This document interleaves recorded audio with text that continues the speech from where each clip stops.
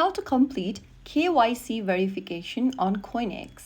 Hi everyone, welcome back to Trading for Beginners. KYC on CoinEx is an identity verification process that helps increase your withdrawal limits and unlock full platform features. So in order to complete the KYC verification, first, open up the CoinEx app and log into your account. Once you're inside the home page after logging in, go to the upper left corner and tap on your avatar or your profile icon.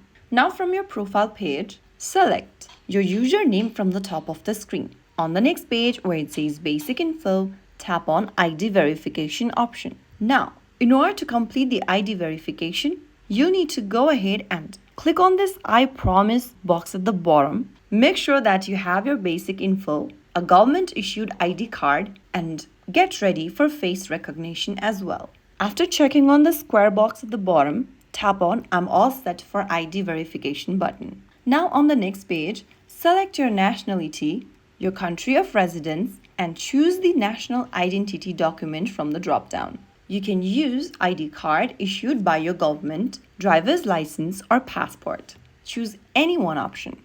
After you do that, enter your full name that matches your document on the next field, and once you are done, select your gender. Right under the Gender tab, choose your date of birth info.